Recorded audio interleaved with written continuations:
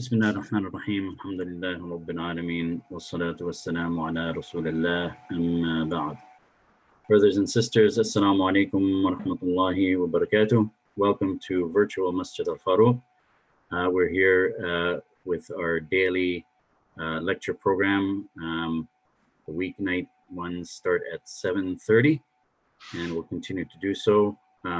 Our weekend programs, just a reminder again, are going to start at 7 p.m.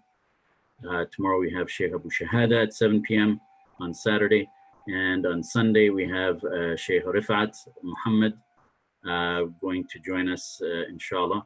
That is going to be at 7 p.m. as well. Sheikh Rifat is the president of the Canadian Council of Imams, graduate of Al-Azhar as well.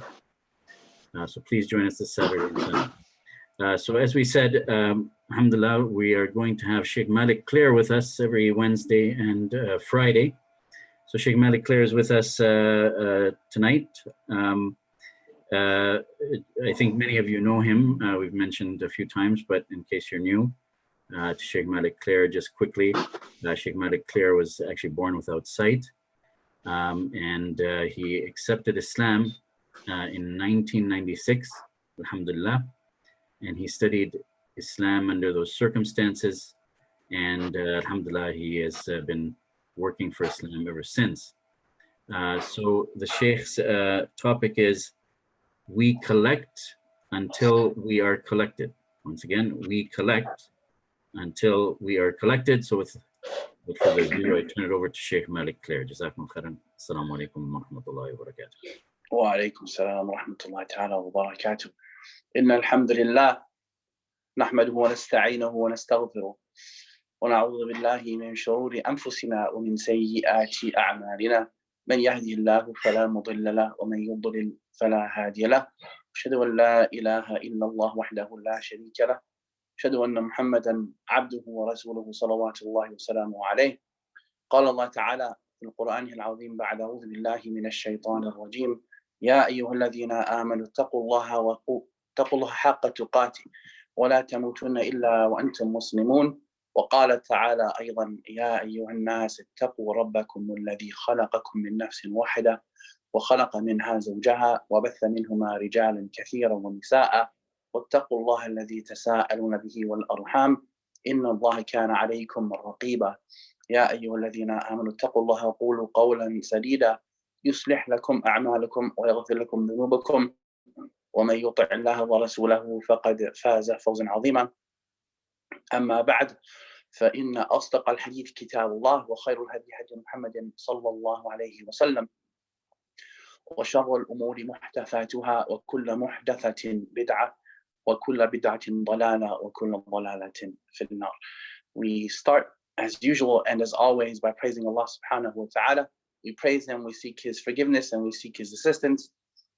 We seek refuge with Allah from the evil that may reside within our own selves and from the bad consequences of our own deeds.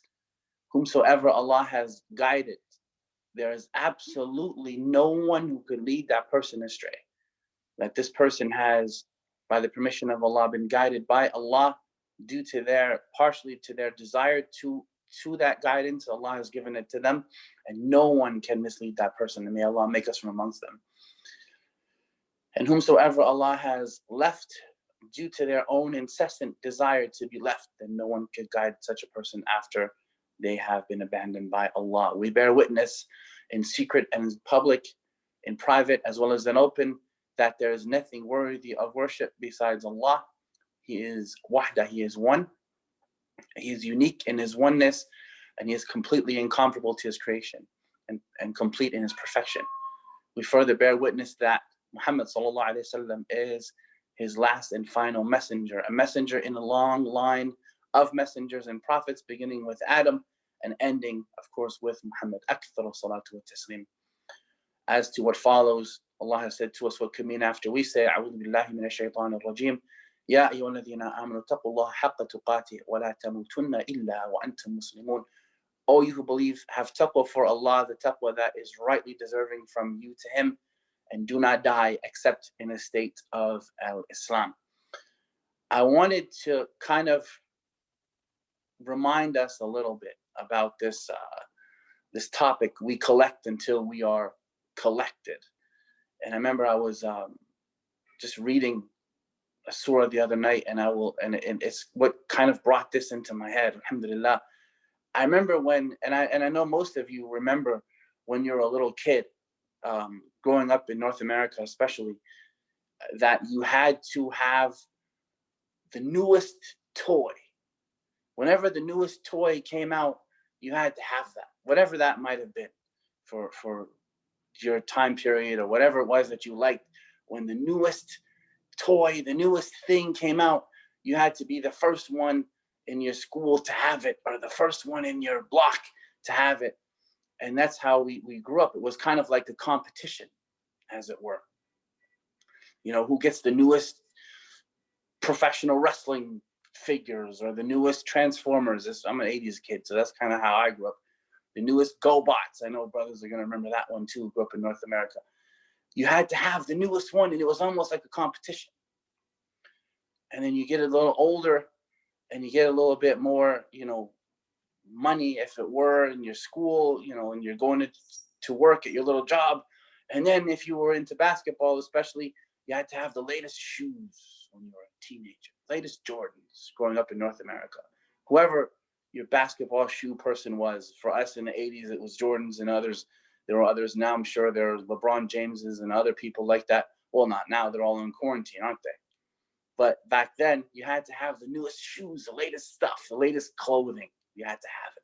That was the deal. You had to look fresh when you went outside. And you grow up like that. And this is kind of how you're taught, again, another competition.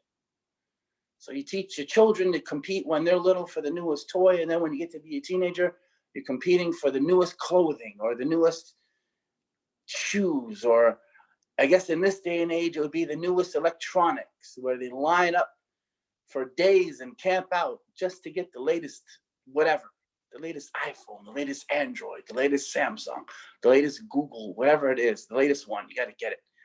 You and 5,000 other people have to be the first to get this thing. So you line up and get it. But then you get a little older, right? And your priorities change after some time.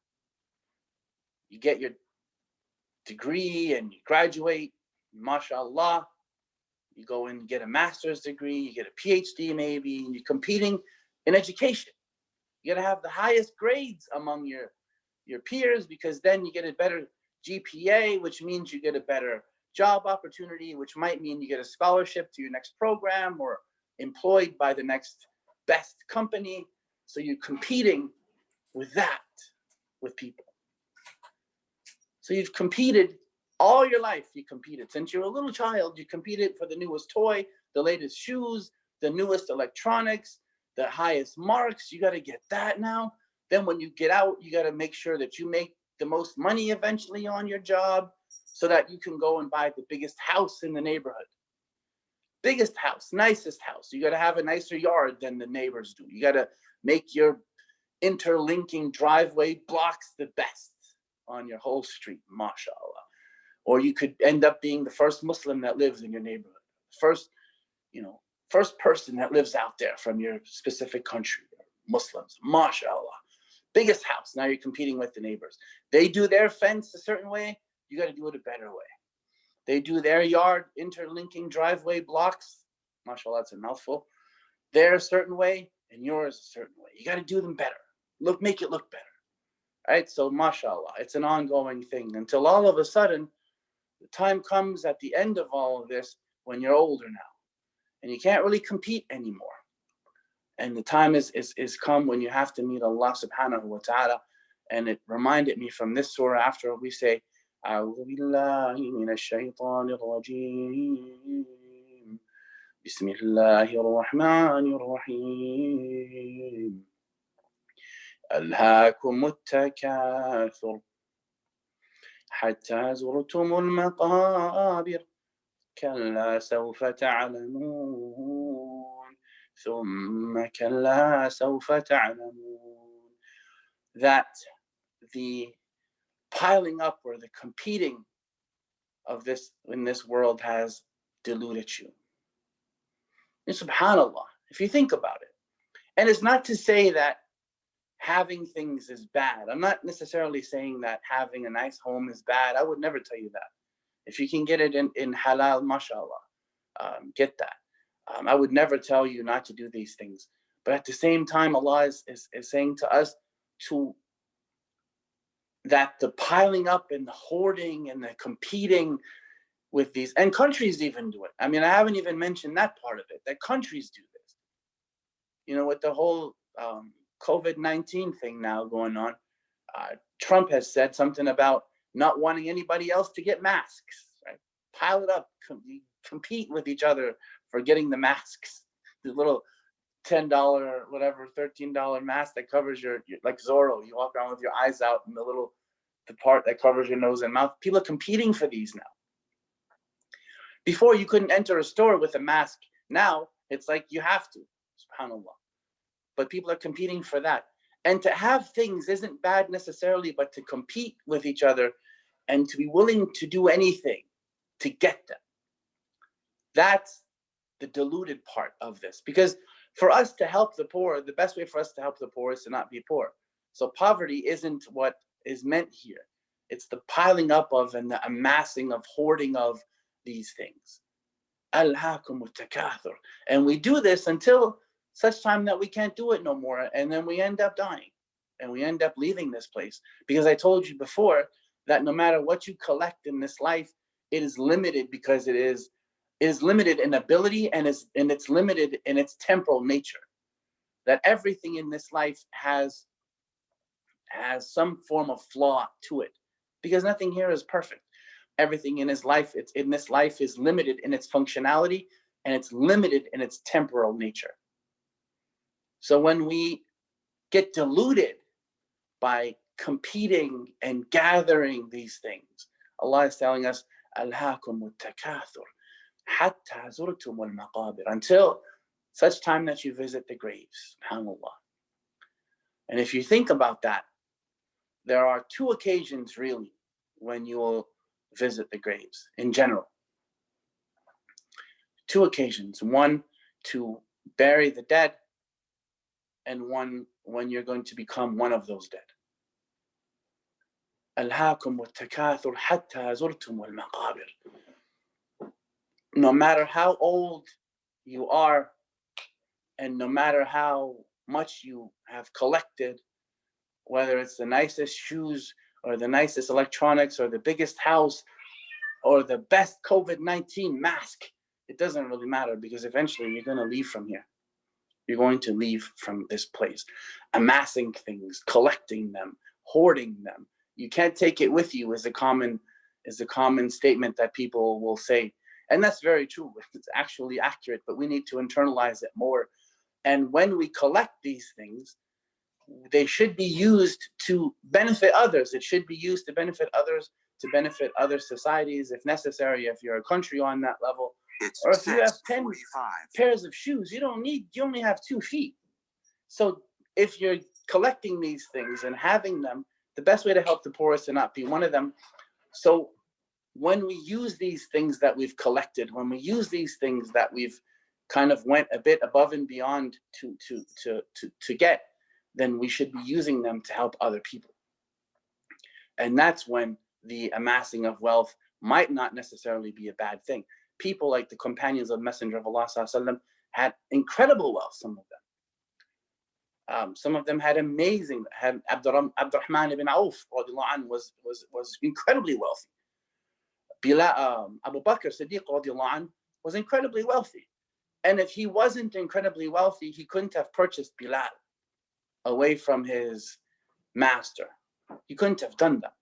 Bilal ibn Rabah was a slave, and he was the companion of the Messenger of Allah. Of course, Abu Bakr Siddiq purchased him, and then of course he freed him afterwards.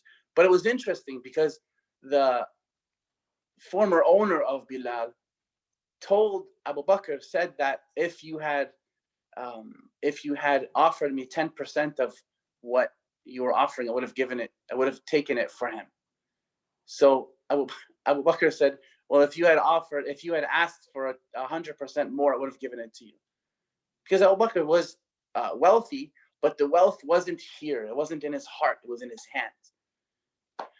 So when Allah did bless him with wealth, he used it for the betterment of other people. But we're deluded because we collect things.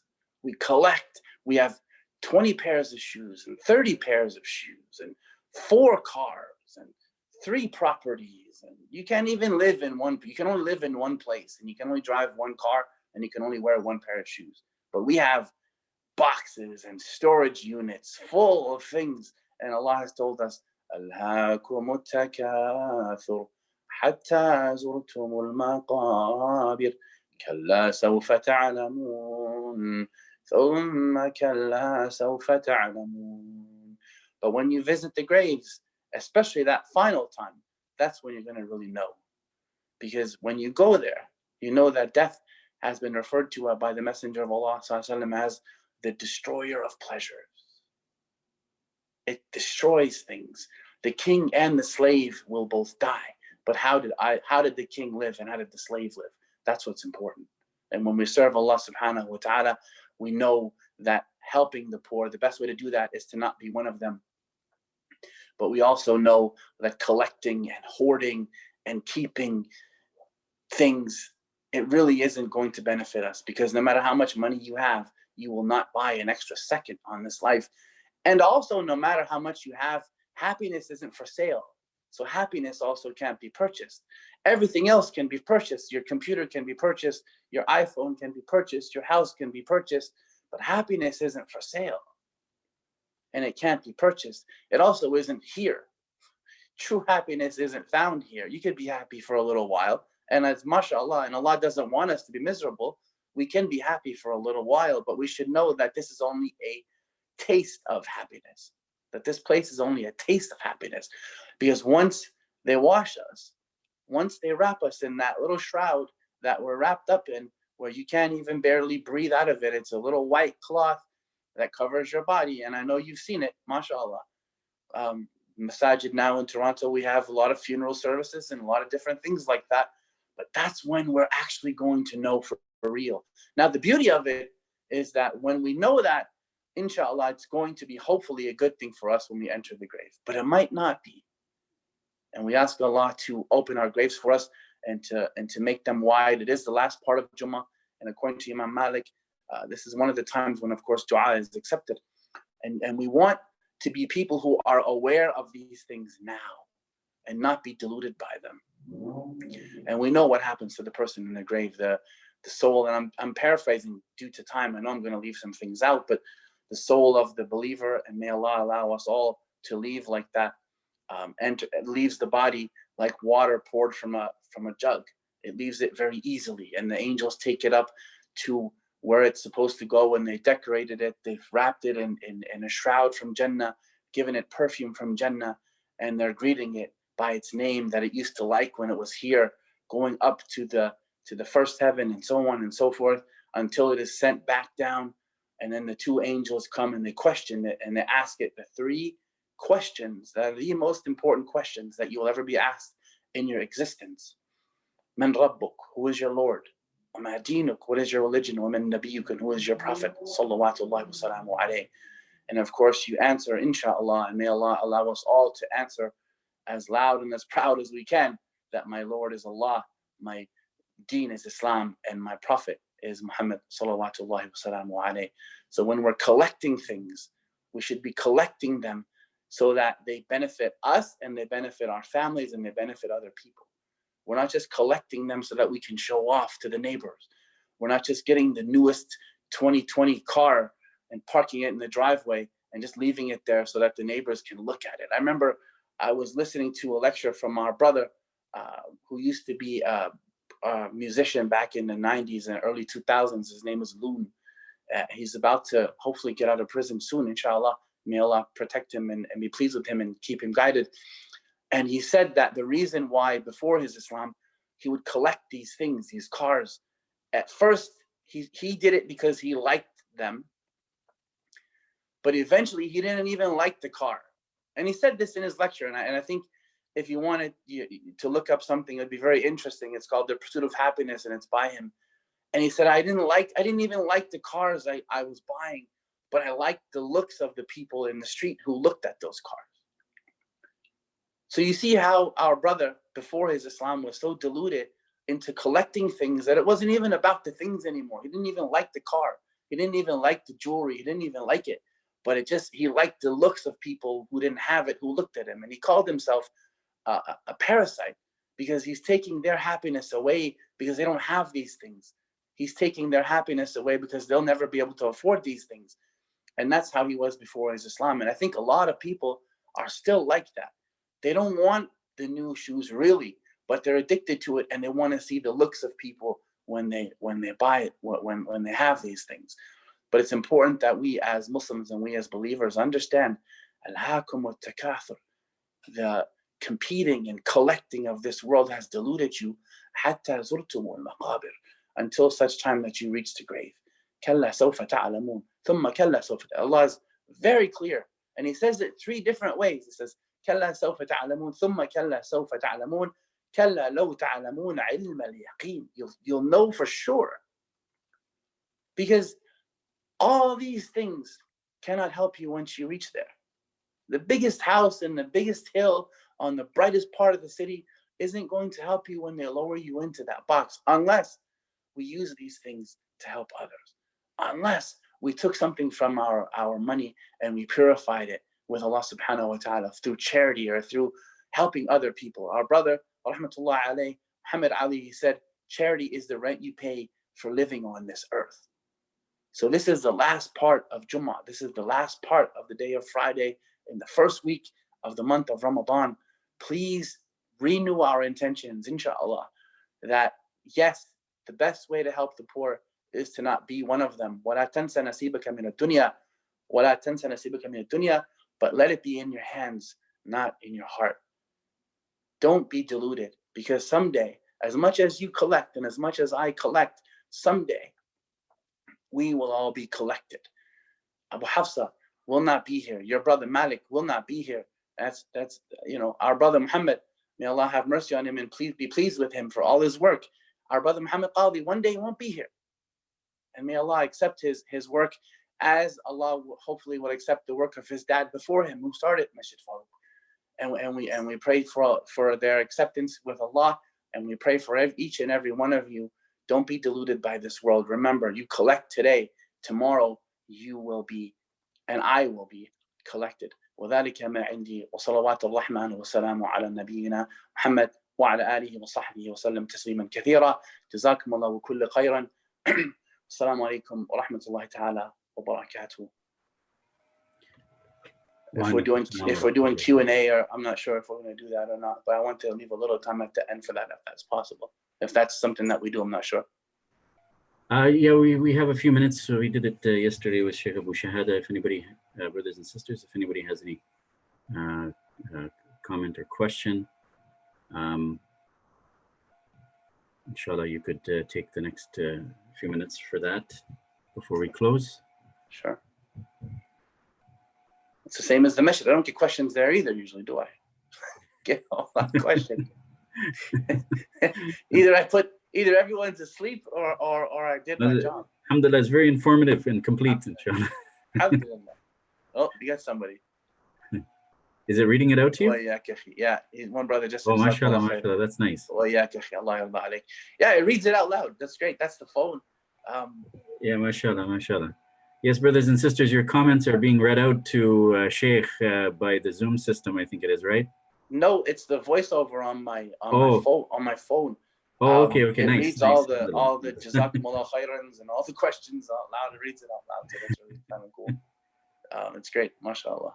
That's how I function on the internet, is that every Apple product, and I don't mean to advertise for them, I'm not meaning to do that, but every one of their products is accessible for blind people. So it becomes even the camera, it actually tells me if I'm holding it, it makes like a little vibration if I'm centered in the frame or not. So it's really, really, mashallah, it's really excellent. Mashallah, that's special. Alhamdulillah.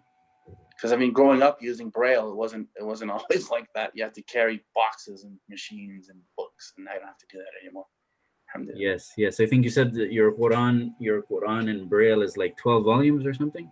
6 volumes. Each one is about the size of a phone book. Remember the old phone books? Oh yes, back the in old day? phone books. Yes. Yeah, it's about the size of a phone book, roughly. Mashallah. It might even be a little bigger actually than that. And there are 6 of them. Alhamdulillah. Alhamdulillah. Alhamdulillah. Yeah, I don't travel with them often. it just take up my whole bag. Yeah, that's right. Yeah. Okay, brothers and sisters, I think that's it for comments. Appreciate your comments. So Sheikh Malik Claire will inshallah be with us next Wednesday again, and also on May 10th. I believe that's a Sunday. It's a Sunday, or is it a Sunday? I'm with you guys 3 times next week, right? I believe Wednesday, Friday, and Sunday. Yeah, May 10th is I think is yours, but we'll confirm that with you, right. Sheikh, inshallah. But I have your topic for that day. Khair. So Sheikh, Jazakumul Khairan for your time and for that excellent informative lecture, as usual. We appreciate that very much. And on behalf of the masjid and all the attendees, we appreciate you, and look forward to seeing you soon. And brothers and sisters, may Allah subhanahu wa ta'ala give you a blessed iftar.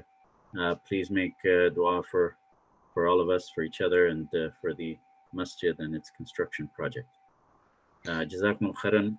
Assalamu alaikum wa rahmatullahi wa barakatuh. Wa alaikum assalam wa rahmatullahi wa barakatuh. Okay, Sheikh. All right, everything's good. Jazakumul khairan, Sheikh. Okay, assalamu alaikum. Wa alaikum assalam wa rahmatullahi wa barakatuh.